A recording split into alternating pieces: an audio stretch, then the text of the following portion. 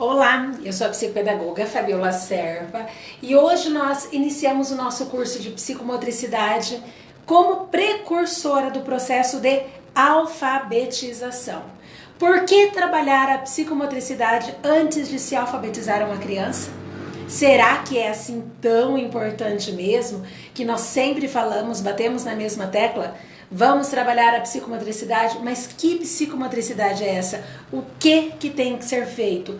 Quando tem que ser feito? Quem é que tem que fazer? Bom, são respostas que ao longo do curso nós vamos encontrar, tá? Quero mostrar para vocês um pouquinho do material que será utilizado. Alguns dos materiais que eu utilizei para montar o curso e muitos outros materiais vocês vão ter disponível lá no drive do curso, tá? Então aqui temos um pouquinho deles. Esses três livros, inclusive eu já postei foto no grupo, eles são muito bacanas. Por quê? Questão de ritmo. Gente, inclusive o ritmo, ele é importantíssimo para nós trabalharmos a questão, por exemplo, casa bonita. Então, casa bonita. Então, a criança vai percebendo pelo ritmo que tem que pular espaço, quando não precisa pular espaço. Então, aqui nós temos várias atividades. E esse material, ó, jogos de ritmo. Ele vai ter uma escada, então número de participantes ilimitado, daí tem o que precisa e tem as instruções do que nós temos que fazer. Então é um livro todo voltado para esse tipo de atividade. Depois nós temos o de expressão corporal, jogos de expressão corporal, muito bacana. É uma coleção completa esse daqui. Então, olha lá, nós temos o sumário, jogos de movimento corporal, depois nós temos jogo de mímica e gestos, depois nós temos jogos de espaço. Gente, qual a importância de trabalhar espaço com a criança?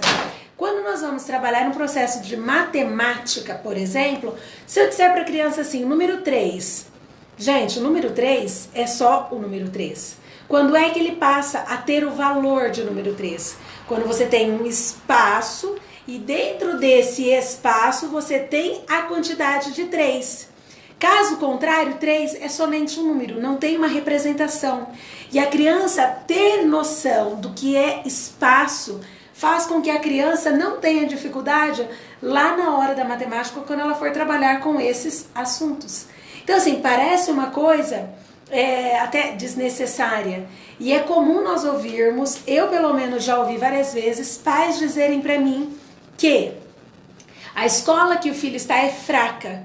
Aí eu pergunto, mas por que a escola é fraca? Ah, ele já está lá no infantil 5 e a escola ainda fica com aquelas brincadeiras. Então, para os pais, esse trabalho de psicomotricidade muitas vezes não é um trabalho, mas é uma brincadeira. Então, eu falo sempre que é papel nosso enquanto psicopedagogos e papel também da escola mostrar que não é somente uma brincadeira. Tanto que esse brincar, ele é e precisa muitas vezes ser dirigido.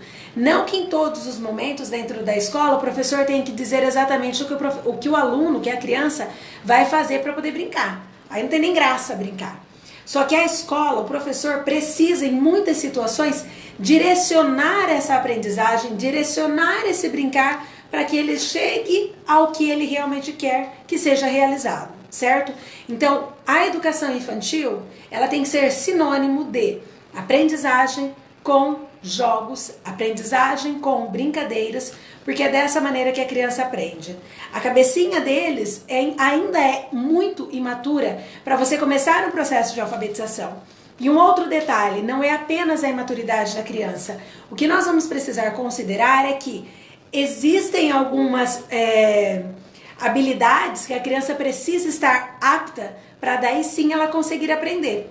Não tem como eu pegar e começar hoje a aprender uma língua, uma segunda língua, o chinês, e dali a 30 dias ou dali a 6 meses querer mandar uma carta inteira em chinês. Com total e absoluta certeza eu não vou conseguir. Então, assim, eu vou conseguir montar algumas frases, isso e aquilo, mas montar tudo que eu preciso ou todo o vocabulário que eu quero dizer, provavelmente isso não vai ser possível. Então, o que a gente tem que entender é que, dentro de um processo de alfabetização, para nós que somos adultos, e talvez a gente nem se lembre como que nós somos alfabetizados, talvez para nós adultos fique muitas vezes assim, eu não consigo entender como que essa criança não entende isso. Na clínica é comum. O pai vem e fala assim, olha, eu sei fazer tarefa com meu filho, eu falo para ele que casa é C-A-O, K, você não tá ouvindo que é K? Eu falo, não, gente, a criança não tá ouvindo que K é K. Não, a criança não tá ouvindo. Tanto que se ela estivesse ouvindo, entre aspas, ela estaria fazendo o quê? Escrevendo. Só que ela precisa entender, associar o som com a imagem é algo que para a criança não é assim tão simples.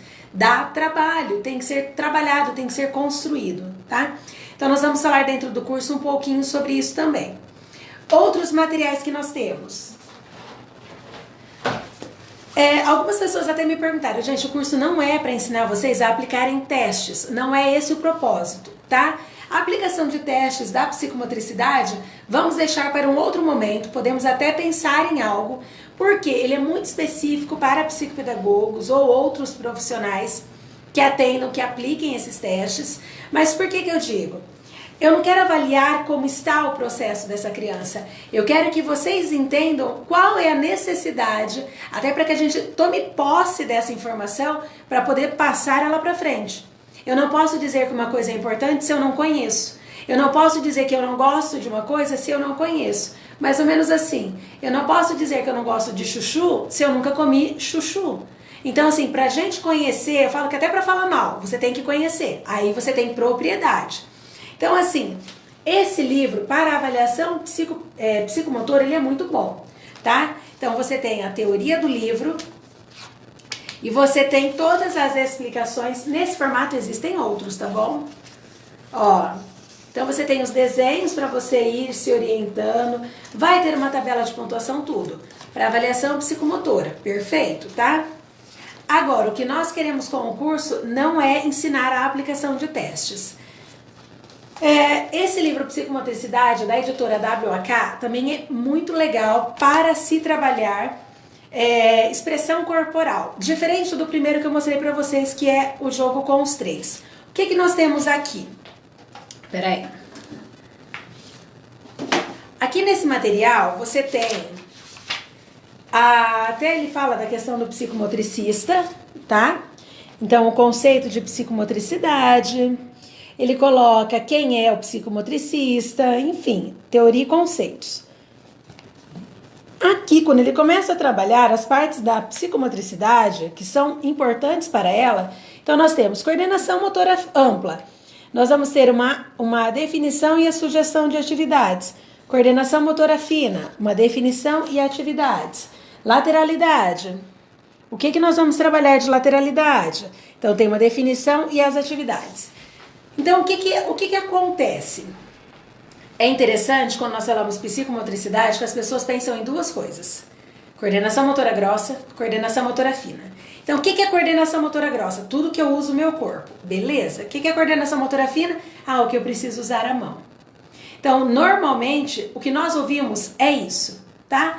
Existem só dois tipos de psicomotricidade, coordenação motora grossa e coordenação motora fina. Não existe mais nada, tá? Então, assim, nós sabemos que isso não é verdade. A psicomotricidade, se ela fosse só isso, eu falo que seria até fácil de trabalhar.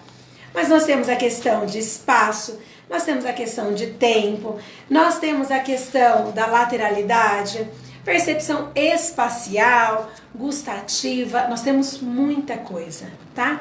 Então ele é muito mais amplo. E por isso que eu gosto desse material da WAK. Esse é um livro novo, dele mesmo, as definições são bem bacanas e depois as sugestões de atividade. Por exemplo, percepção olfativa. Então nós temos a definição e aqui algumas sugestões do que fazer com ela, tá? Então você tem, peça às crianças para trazerem plantas aromáticas de casa.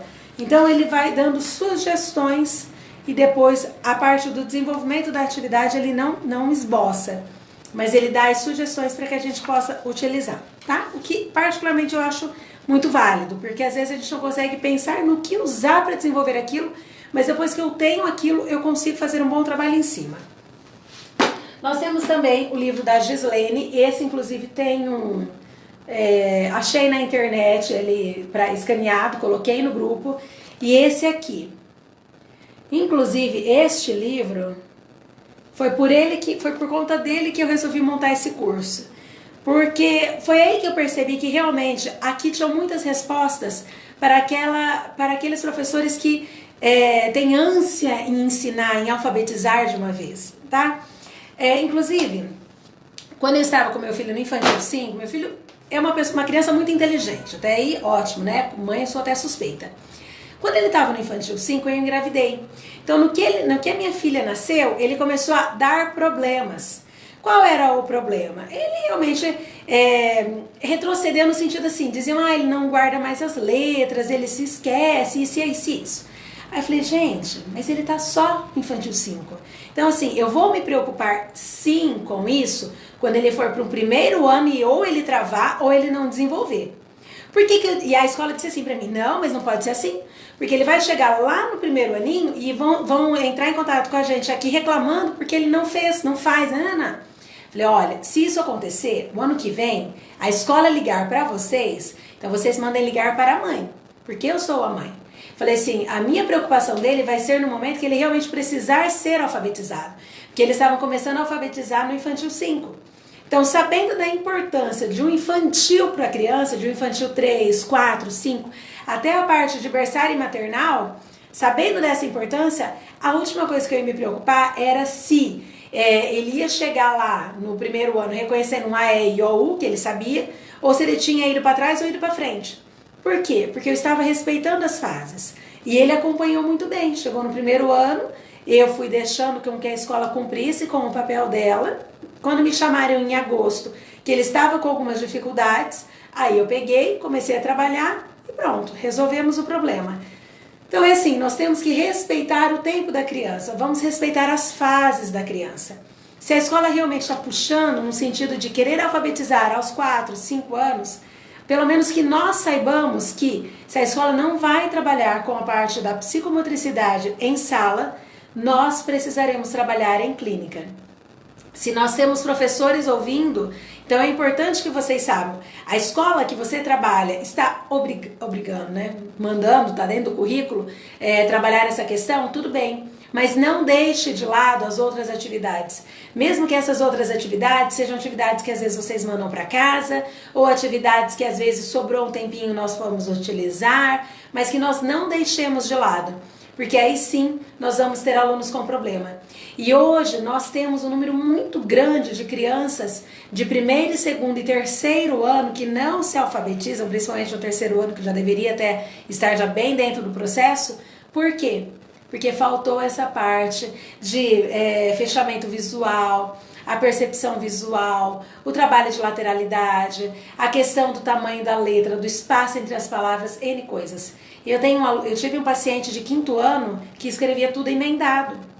Então, todo emendado, ele não tinha noção de espaço, ele não tinha noção de ritmo. Então, às vezes ele quebrava a palavra, gente, era 5º ano, é o quê? 10 anos. Ele quebrava uma palavra, como ele juntava tudo, a hora que ele via que estava estranho, que estava muito junto, ele simplesmente quebrava a palavra e jogava para o outro lado. Então, ficava texto, aí ele lembrou que tem que cortar a palavra que existe isso. Aí ele interrompia, sim, independente se era no meio da consoante, se era no meio da vogal, ele simplesmente interrompia e jogava para o outro lado. Tá? Então, para evitar esse tipo de problema, também é que é tão importante nós conhecermos o que é preciso dentro de cada fase de um desenvolvimento da criança, tá bom? Então, nós vamos agora iniciar o nosso curso.